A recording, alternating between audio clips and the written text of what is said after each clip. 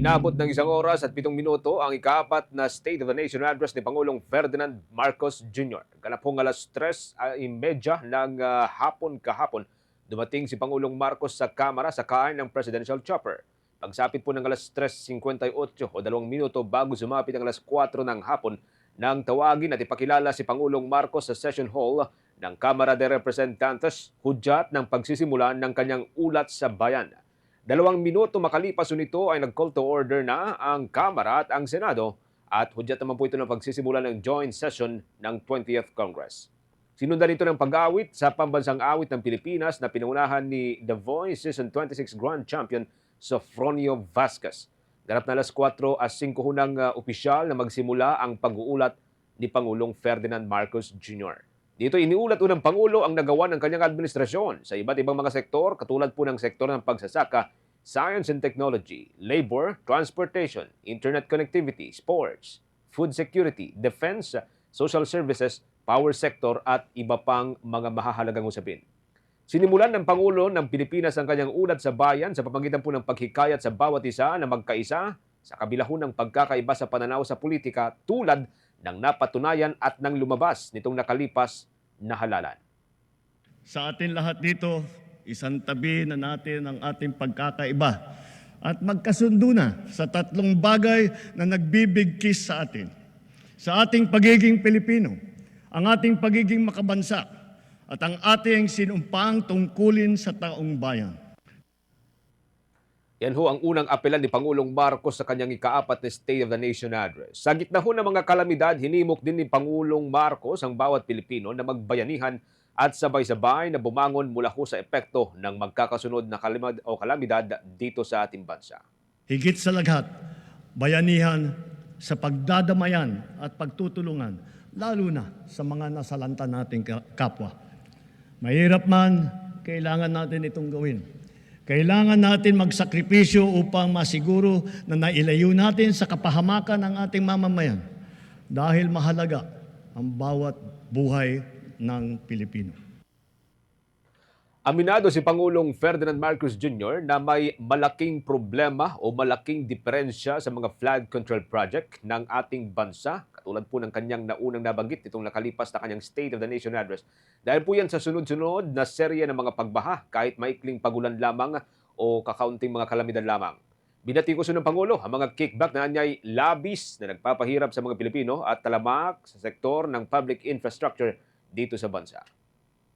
Kamakailan lamang, nag-inspeksyon ako sa naging epekto ng habagat ng bagyong Krising, Dante at Emong. Kitang-kita ko na maraming proyekto para sa flood control ay palpak at gumuho. At yung iba, guni-guni lang. Huwag na po tayo magkunwari. Alam naman ng buong madla na nagkakaraket sa mga proyekto.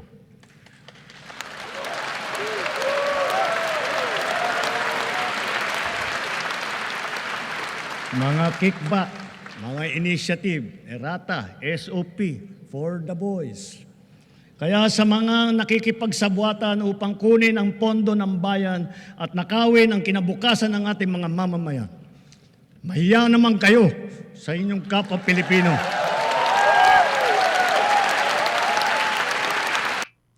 Bahagi po yan ng pag-amin ni Pangulong Marcos mga kabombo doon ho sa mga depektibo o quote-unquote palpak na mga flood control project dito sa ating bansa na umali naman ng masibagabong palakpakan mula ho sa mga personal na dumalo sa kanyang State of the Nation address kahapon. Pinuri naman nitong si Senator Alan Peter Cayetano ang pagpapakatotoo nitong si Pangulong Ferdinand Marcos Jr. Batidaan niya ng Pangulo ng Pilipinas ang mga kasalukuyang problema at hindi siya nagdalawang isip na isa publiko ang mga naturang problema.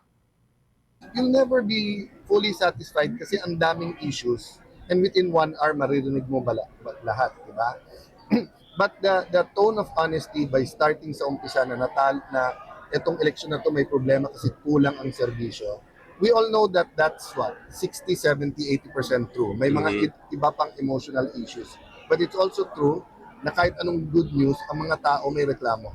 Di ba? Whether it's yung taas ng bilihin, whether it's yung walang tubig, whether it's yung sabi free internet, bakit sa lugar nila wala, di ba? So yung yung mag-start ka lang na honest ito, it's a good sa next 2 years. Kasi may time para baguhin to. List ako, sana nag-announce ng total ban on online gaming today. So kung may wish list ako, yun ang hindi nakasama doon. Bahagi po yan ng payag ni Senator Alan Peter Cayetano sa kanyang paglabas doon ho sa session hall ng Kamara de Representantes pagkatapos ho ng State of the Nation address ni Pangulong Marcos kahapon. Para naman po kay Senator Joel Villanueva, malaking bagay na napansin ng Pangulo ng Pilipinas sa mga ginagawa ng mga mambabatas na paglalaan ho ng sapat na pondo, lalo na sa usapin ng flood control projects. Dapat lamang anyang bantayan sa ngayon ay ang tamang implementasyon namang ito. Well, very happy about it. It's a welcome development. The President actually noticed yung mga efforts natin for the past 2-3 years, no? Yung 1.4 billion pesos a day na project for flood control, yung hindi integrated, hindi concrete yung plano doon sa mga flood controls, yung mga nagawa na pero talagang totally walang effect or hindi maramdaman ng ating mga kababayan. So, very happy tayo na binanggit ng Pangulo na ito ay titignan niyang maigi at siguraduhin na mananagot. I think the operative word there is yung mananagot, no? Well, Bahagi naman po ng payag ni Senator Joel Villanueva. Ganap pong alas 5:17 o 17 minutes, makalipas po ang alas 5 ho ng hapon, mga kabumbog kahapon, nang tuluyang natapos ang pag-uulat ni Pangulong Ferdinand Marcos Jr. Sa pagtatapos, binanggit po ng Pangulo ang mga tagang tayo ang bagong Pilipino.